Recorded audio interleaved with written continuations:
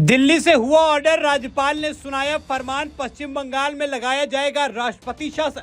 ममता के उड़े होश, अमित शाह ने आर्मी को दिए सीधे ऑर्डर। बंगाल में हुआ हिंदुओं पर अत्याचार तो मैदान में कूद पड़े योगी जी। पश्चिम बंगाल में वक्फ बिल के विरोध की आड़ में भड़कती हिंसा को देखकर पश्चिम बंगाल में राष्ट्रपति शासन की मांग उठने लगी है। पश्चिम बंगाल विधानसभा में नेता विपक्ष शुभेंदु अधिकारी ने मांग की है कि अगले साल बंगाल विधानसभा चुनाव राष्ट्रपति शासन में कराया जाए। उन्होंने आरोप लगाया कि मुर्शिदाबाद जिले में हुई हिंसा के दौरान कानून व्यवस्था पूरी तरह से ध्वस्त हो गई। अधिकारी ने कहा कि मुर्शिदाबाद, सुती, धुलियान, जंगीपुर और शमशेरगंज में जो अशांति है वो राज्य सरकार की नाकामी है कि वो आम नागरिकों की सुरक्षा नहीं कर सकी और शांति व्यवस्था कायम नहीं रख सकी। भाजपा नेता ने दावा किया कि जब उन्मादी भीड़ तोड़फोड़ और तबाही कर रही थी तो सत्ताधारी पक्ष मूक दर्शक बना सब कुछ देख रहा था। मीडिया से बात करते हुए शुभेंदु अधिकारी ने कहा कि जब भी हिंदू अल्पसंख्यक हुए हैं तो उन्हें वोट देने से रोका गया है। पुलिस सत्ताधारी पार्टी के कैडर की तरह काम करती है। मुक्त और पारदर्शी चुनाव के लिए अगले साल विधानसभा चुनाव राष्ट्रपति शासन के तहत कराए जाने चाहिए।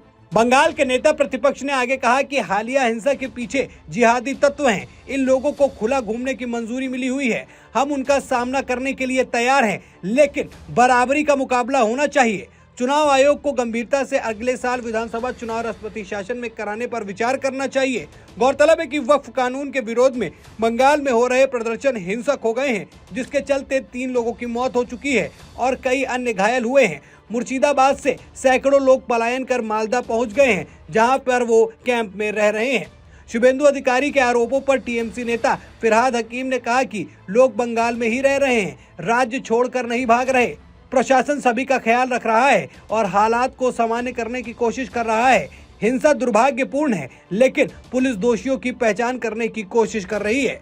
पश्चिम बंगाल के मुर्शिदाबाद में वक्फ संशोधन अधिनियम 2025 के खिलाफ विरोध प्रदर्शन के दौरान भड़की हिंसा की जांच अदालत की निगरानी में विशेष जांच दल यानी SIT से कराने की मांग को लेकर सुप्रीम कोर्ट में एक याचिका दायर की गई है।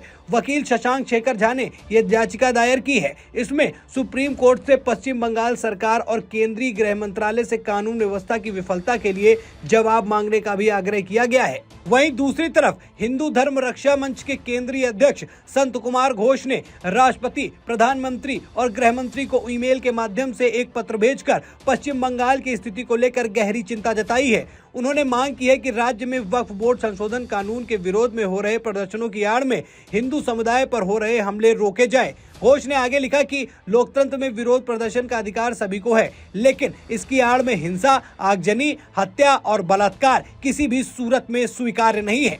संत कुमार घोष का आरोप है कि पश्चिम बंगाल की मुख्यमंत्री ममता बनर्जी के इशारे पर उनकी पार्टी तृणमूल कांग्रेस यानी TMC के कार्यकर्ता और एक विशेष समुदाय के लोग मुर्शिदाबाद, मालदा और 24 परगना जैसे जिलों में हिंदू समाज को निशाना बना रहे हैं। उनका कहना है कि राज्य सरकार इन घटनाओं को रोकने में पूरी तरह विफल साबित हो रही है।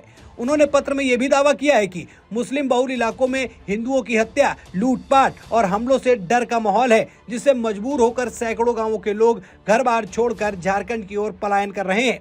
मृतकों के परिजनों ने भी इन घटनाओं की जिम्मेदारी मुख्यमंत्री ममता बनर्जी पर डाली है।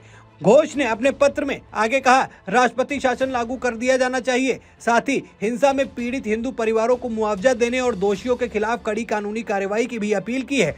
शरणार्थियों के सहारे में विश्व हिंदू परिषद पश्चिम बंगाल में जारी हिंसा से बेघर हुए लोगों को साहिबगंज जिले के राजमहल में शरण मिली है, जहां वे अपने रिश्तेदारों के घरों में अस्थायी रूप से रह रहे हैं। इन पीड़ित परिवारों की मदद के लिए विश्व हिंदू परिषद सामने आई है। संगठन जिला संयोजक गोपाल चंद्र साहा ने बताया कि जो शरणार्थी राजमहल क्षेत्र में पहुंचे हैं, उन्हें 2 समय का भोजन और दैनिक उपयोग की वस्तुएं निःशुल्क उपलब्ध कराई जा रही हैं।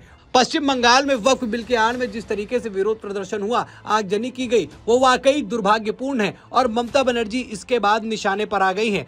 आपको बता दें कि 2026 में पश्चिम बंगाल में विधानसभा चुनाव भी होने हैं और उससे पहले वक्फ बिल का इस तरीके का विरोध ममता बनर्जी को बैकफुट पर डाल रहा है और इसीलिए लगातार लोग राष्ट्रपति शासन की मांग कर रहे हैं। आपको क्या लगता है, पश्चिम बंगाल में जो हालात हो गए हैं, क्या उन्हें बाकी नेताओं की बात मान लेनी चाहिए और राष्ट्रपति शासन पश्चिम बंगाल में लागू कर देना चाहिए? दोस्तों कमेंट करके अपनी राय जरूर बताइएगा। अगर आपने हमारे चैनल को सब्सक्राइब नहीं किया है तो चैनल को जरूर सब्सक्राइब करें। वीडियो पसंद आई हो तो वीडियो को लाइक और शेयर करें। फिर मिलते हैं एक नई खबर में। इस खबर में इतना ही। धन्यवाद।